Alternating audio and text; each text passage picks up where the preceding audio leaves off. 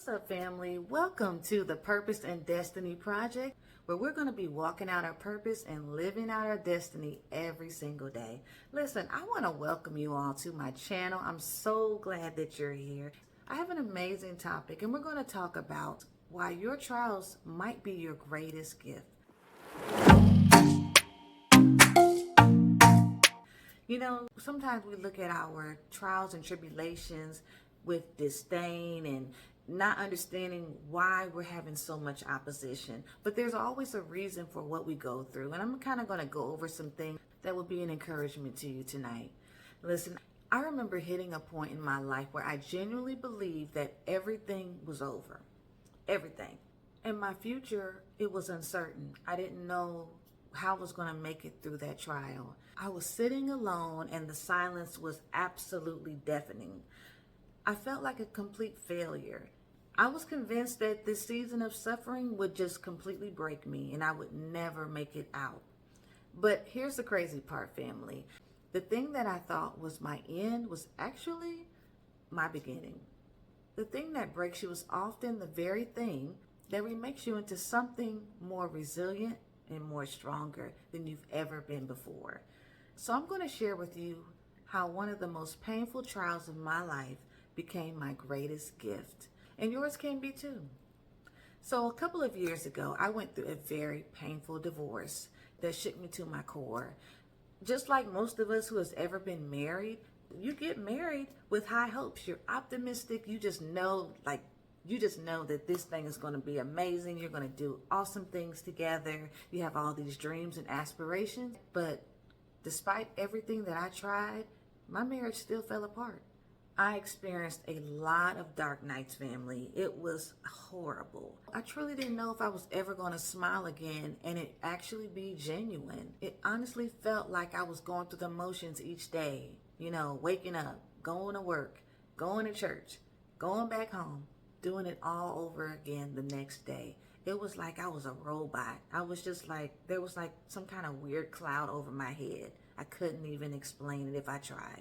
Going through a divorce is like grieving someone, but they're still living. So if you've ever gone through a divorce, you know exactly what I'm talking about. But this feeling that I'm talking about is not unique to divorce. Maybe for you, it might be a loss of a loved one, or maybe you're going through a very, very tough health challenge right now. Or maybe you lost your dream job that you just knew that you would have until you retired. The one that you fought for, the one that you earned your degree for. And then you lost your identity after they gave you the pink slip and you didn't know what to do. Whatever that trial is, the feeling is still the same. The sense that you've been hit by something so huge, you'll never get back up. But that's not true. You feel broken. And if you feel that way right now, I want you to know that it's going to be okay and you're going to make it.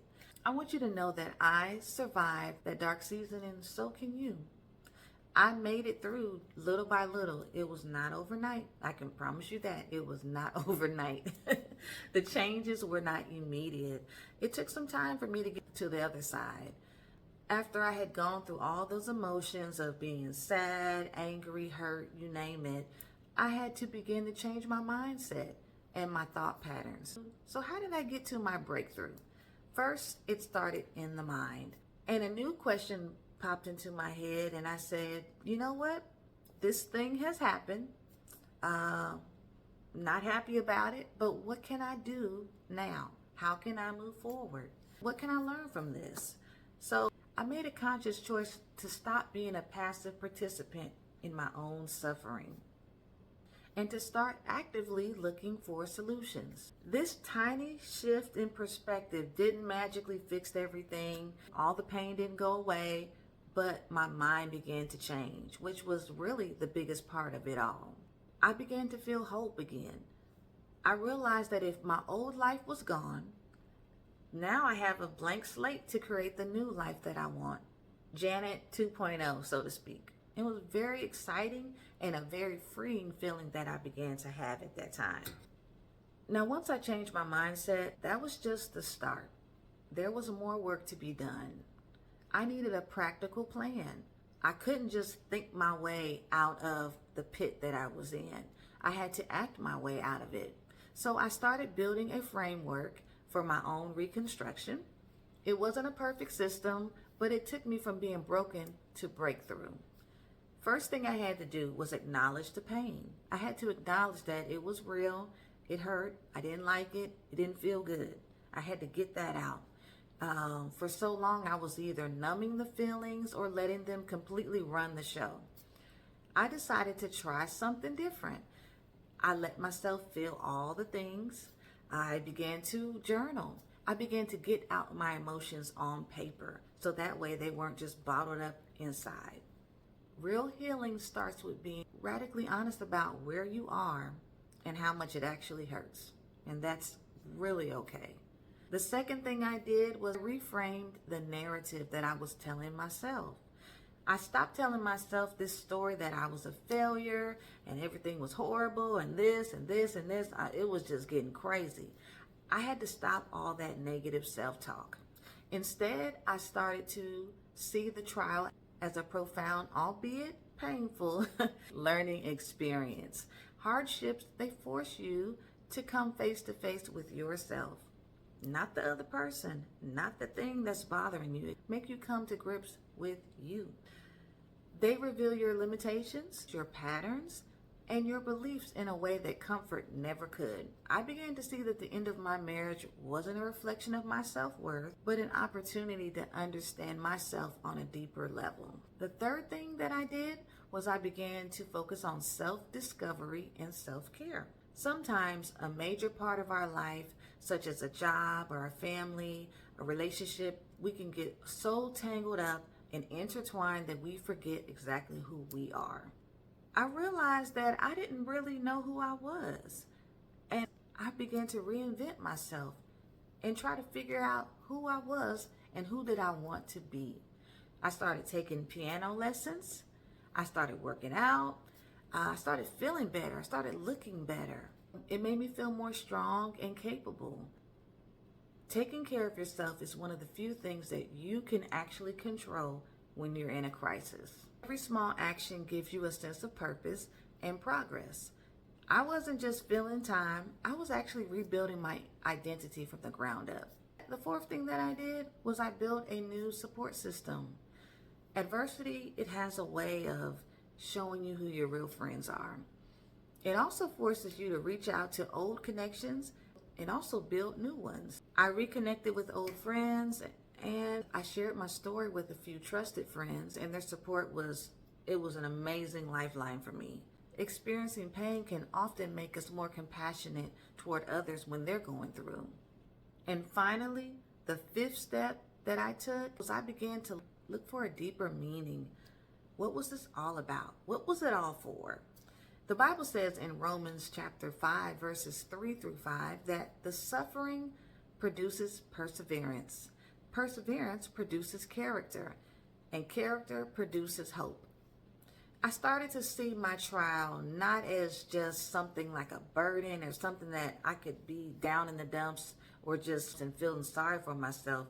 There was a reason why all of this was going on. This hardship, it connected me to my life's purpose and my purpose in God most of all. I realized that by walking through this fire, I could one day help someone else as they went through their own fire. The spiritual shift that I began to take on from why me to use me, Lord, it changed my mind so drastically. I grabbed a hold of that thing for dear life. That was probably the most powerful part of my transformation. So who I am right now is not who I was a few years ago. And who I'm going to be 5 years from now is not who I am right now. I'm evolving. I'm enjoying the process. But sometimes you're going to have to go through some fiery situations to be able to bring out the best parts of you. Family, that trial was the worst thing that ever happened to me until it wasn't. Looking back, I see that trial as a gift now. It was painful. It was unwarranted. But it was necessary. It was a gift. It forced me to confront my own weaknesses, my own negative thought patterns, my own ideologies, my own shortcomings as well. And now I have a new foundation for my life based on my values, and I have discovered a strength that I never knew existed. My life today is richer, it's more authentic. than it ever was before. Not in spite of the hardship, but because of it. It's a paradox. The very experience that I thought would break me ended up being the catalyst that propelled me to who I am today. Listen, this story that I told you is not unique.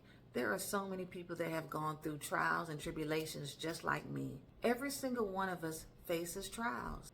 But your response to those trials is what defines you. You have a choice. I would genuinely love to hear your story. Go ahead and share an experience in the comments. Share a trial that you faced that, in looking back, that you can now see as a gift.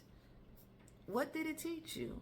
How did it make you stronger? Sharing our stories is how we remind each other that we are not alone in our struggles. If you're in the middle of a trial right now, I know it can feel like the pain is going to last forever, but it's not true. Your trial is not the end of your story. It is just a chapter in your book. Now, it's a hard chapter. I ain't going to lie to you, but you can make it. This chapter has the potential to lead you to the most incredible growth of your life. The thing that breaks you is often the thing that remakes you. Your deepest pain can become your greatest strength. Your scars can become a symbol of your resilience. So don't lose heart. Keep on going. Keep pressing. Keep striving, because it will get better. No season lasts forever. Listen, family, I really hope that this message has blessed you today and has encouraged you and inspired you to keep on going, keep on pressing on, because there's greater on the other side. If I can do it, you can too. If you haven't already, go ahead and hit the like button, and I encourage you to subscribe to my channel, because I will be posting new content twice a week on Tuesday and Thursday, and I would love for you to be a part of this amazing journey. Remember, family, we're going to be walking out our purpose and living out our destiny every single day. I'll see you next time. Take care. Bye.